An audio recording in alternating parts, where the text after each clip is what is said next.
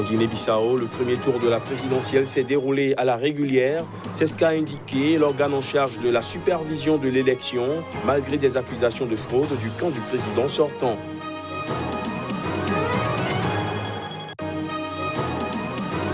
En Afrique du Sud, le président Ramaphosa a exhorté les hommes à renoncer aux attitudes qui nourrissent les violences contre les femmes. C'était ce lundi, journée internationale de lutte contre les violences faites aux femmes.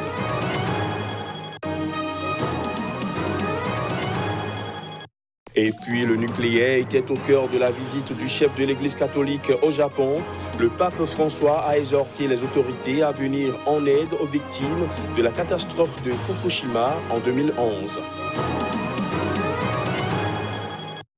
Voilà pour les titres. Bonsoir à tous.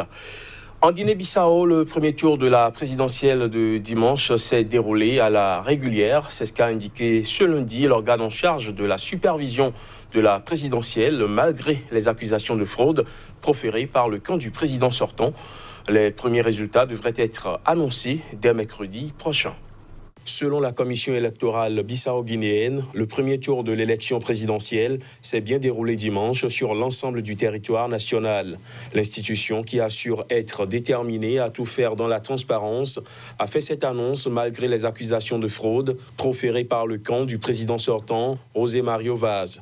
Les soutiens du chef de l'État, qui brigue un second mandat, dénoncent des bourrages d'urnes dans plusieurs villes et affirment qu'ils ne reconnaîtront pas un résultat entaché d'irrégularité. Il a mis en cause le Parti africain pour l'indépendance de la Guinée et du Cap-Vert, PAIGC, la formation dominante au Parlement à laquelle il s'est confronté pendant quasiment tout son mandat. C'est faux, il n'y a pas eu de bourrage d'urnes, a objecté la commission électorale en expliquant que tout s'est fait en présence des représentants des candidats. Des échauffourées ont été signalées dans plusieurs localités, mais aucune violence majeure n'a été rapportée. Les décomptes des régions et des îles sont attendus mardi dans la capitale pour y être compilés et les résultats provisoires devraient être annoncés mercredi. Les électeurs étaient appelés dimanche à choisir leur prochain président parmi 12 candidats, tous des hommes. Un second tour hautement probable est prévu le 29 décembre prochain. Près d'1,5 million de Namibiens sont appelés mercredi prochain à élire leur président et leurs députés. La Namibie, immense pays semi-désertique d'Afrique australe, est compté parmi les premiers producteurs mondiaux d'uranium. Les détails. À quelques jours de l'élection présidentielle, le chef de l'opposition namibienne est arrivé dans un petit stade pour un meeting auquel assistent des centaines de partisans du mouvement populaire démocratique. Lors de son discours à Windhoek, il a exhorté les jeunes à être les premiers dans la file le jour du scrutin qui se tiendra mercredi prochain. Je veux exhorter les Namibiens par milliers à rester calmes, à rester résilients, à rester plus vigilants que jamais. Nous devons rester vigilants car le président Hage Geingob est blessé. Le bison est gravement blessé et si vous regardez les premiers sondages, PDM a déjà brisé la majorité des 2 tiers.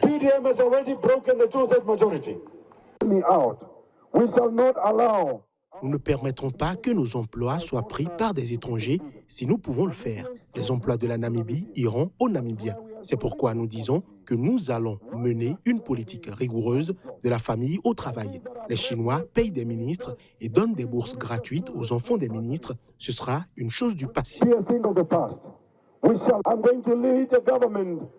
Je vais diriger un gouvernement de tolérance zéro à la corruption. Mes frères et sœurs qui figureront en bonne place dans mon futur cabinet, certains d'entre vous qui sont sous cette tente, si vous ne démissionnez pas, vous irez en prison et vos avoirs seront gelés.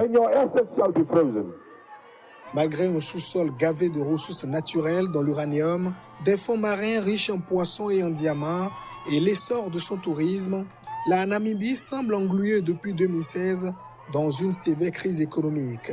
Pour cause de chute des cours des matières premières et de sécheresse persistante, depuis plusieurs saisons, la plupart de ces indicateurs ont viré au rouge vif.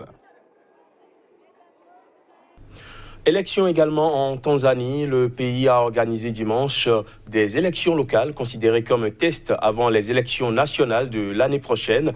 Mais ces élections se tiennent sans le principal parti d'opposition qui boycotte le scrutin en évoquant la violence et l'intimidation. Plus de 19 millions d'électeurs étaient aux urnes ce dimanche pour élire des responsables locaux au niveau des chefs de village et de rue.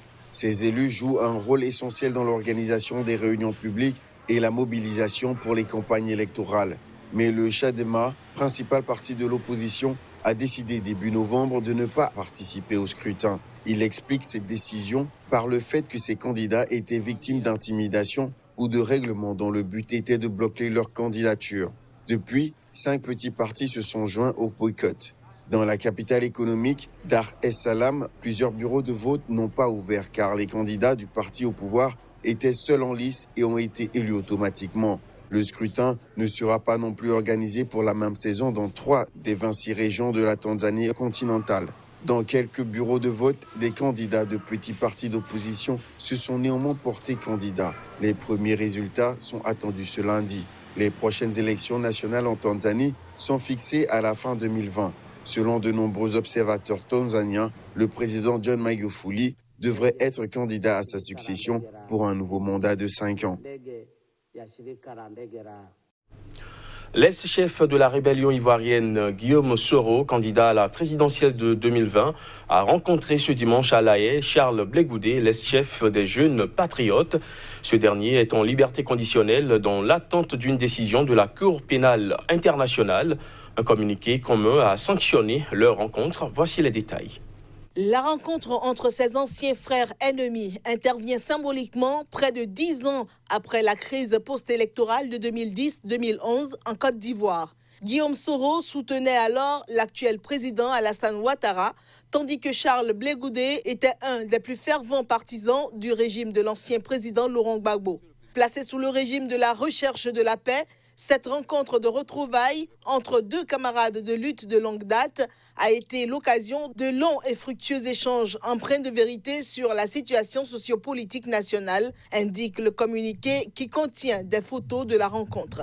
Les 2 hommes qui ont chacun à une époque dirigé la Fédération estudiantine et scolaire de Côte d'Ivoire, FESI, le puissant syndicat étudiant, ont exprimé leur compassion et leur solidarité au peuple de Côte d'Ivoire pour les traumatismes et les nombreux préjudices subis au cours de la crise, selon le texte. Ils s'engagent à œuvrer pour une réconciliation sincère, conviennent que la réconciliation doit se nourrir de vérité et de repentance, gage de tout pardon. Ils réaffirment la nécessité de privilégier la voie du dialogue, de la négociation et de la concertation dans la résolution des conflits, poursuit le texte. Soro a annoncé en octobre sa candidature à la présidentielle de 2020 après avoir rompu les ponts avec le président Ouattara et la coalition au pouvoir en début d'année. Il a multiplié les gestes envers ses anciens adversaires politiques, demandant pardon à Laurent Gbagbo ou, en s'entretenant avec l'ancien président Henri Konan Bédié, lui aussi passé du RHDP à l'opposition. Blé Goudé a été acquitté en première instance de crimes contre l'humanité par la Cour pénale internationale et attend en liberté conditionnelle aux Pays-Bas l'examen de l'appel de la procureure. En République démocratique du Congo, au moins 29 personnes sont mortes dimanche dans le crash d'un avion de ligne. L'appareil s'est écrasé 2 minutes après son décollage sur 2 maisons d'un quartier populaire de Goma. On note un survivant parmi les 19 personnes qui se trouvaient à bord de l'appareil. Les images. Le crash d'un petit avion de ligne survenu dimanche en République démocratique du Congo a tué au moins 29 personnes. L'appareil s'est écrasé 2 minutes après son décollage sur 2 maisons d'un quartier populaire de Goma, dans l'est du pays. D'après le gouvernement provincial de la province du Nord Kivu, on note un survivant parmi les 19 personnes qui se trouvaient à bord de l'avion. Celui-ci a été hospitalisé avec 16 autres blessés. Un précédent bilan du ministère des Transports du gouvernement central avait parlé de 26 morts, soit 17 passagers, 2 membres d'équipage et 7 morts au sol. L'appareil de type Dornier 228 de la compagnie Bouzibi s'est écrasé sur 2 maisons du quartier Birere Mapendo, peu après 9 heures, à côté de l'aéroport construit près de la frontière avec le Rwanda, au milieu de zones densément peuplées. L'avion devait assurer une rotation vers Beni via Butembo, à 350 km au nord de Goma. Dans un communiqué rendu public, le gouverneur de la province du Nord Kivu, qui a rapporté que le pilote a raté son décollage, explique que les causes de l'accident ne sont pas encore connues, mais une enquête est en cours. l'avion aurait connu des problèmes de moteur dans les jours précédents. En Afrique du Sud, le président sud-africain Cyril Ramaphosa a exhorté ce lundi les hommes à renoncer aux attitudes sexistes et patriarcales qui nourrissent les violences contre les femmes. C'était ce lundi, journée internationale de lutte contre les violences faites aux femmes, alors qu'il lançait une campagne nationale de mobilisation contre ce fléau. Les attitudes sexistes et patriarcales sont celles qui nourrissent les violences contre les femmes. C'est une déclaration faite par le président sud-africain Cyril Ramaphosa qui a exhorté les hommes à y renoncer. C'était ce lundi, journée internationale de lutte contre les violences faites aux femmes, à l'occasion du lancement d'une campagne nationale de mobilisation contre ce fléau. Dans son discours prononcé dans la province du Limpopo, dans l'est du pays, le chef de l'État a qualifié les violences faites aux femmes de grande honte pour l'Afrique du Sud. Pour Cyril Ramaphosa, il est clair que ceux qui abusent des femmes n'ont pas leur place au sein de la société. Les féminicides sont devenus depuis plusieurs semaines une cause nationale en Afrique du Sud, à la suite d'une série de meurtres qui ont profondément choqué l'opinion. Selon des statistiques publiées en septembre, une femme y est assassinée toutes les 3 heures et chaque jour, la police enregistre 110 plaintes pour viol. Le président Ramaphosa, qui a lui-même décrit son pays comme un des endroits les plus dangereux au monde pour une femme, a récemment lancé un plan d'urgence doté de plus de 100 millions d'euros. Il faut dire que le plan d'action du gouvernement sud-africain prévoit un renforcement considérable des sanctions pénales contre les auteurs de violences et la création de tribunaux spécialisés. Le nucléaire était au cœur de la visite du chef de l'Église catholique au Japon. Le pape François a exhorté les autorités à venir en aide aux victimes de la catastrophe de Fukushima en 2011. Le souverain pontife invite aussi à privilégier les énergies alternatives. Reportage. Au 3e jour de son voyage au Japon, le pape François a écouté les témoignages de victimes du séisme sous-marin de magnitude 9 qui, le 11 mars 2011, a soulevé dans le nord-est du Japon une gigantesque vague dans laquelle plus de 18 500 personnes ont été emportées. La vague a aussi heurté de plein fouet la centrale atomique de Fukushima, provoquant le pire accident nucléaire depuis celui de Tchernobyl en 1986. Le pape a remercié lundi ceux qui se sont mobilisés immédiatement après la catastrophe.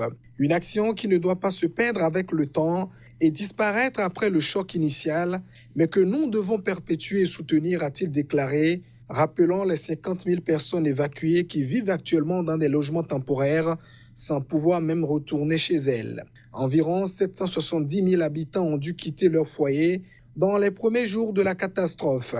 Pour le pape François, cette situation implique également la préoccupation concernant la persistance de l'utilisation de l'énergie, rappelant que les évêques du Japon avaient demandé la fermeture des centrales nucléaires.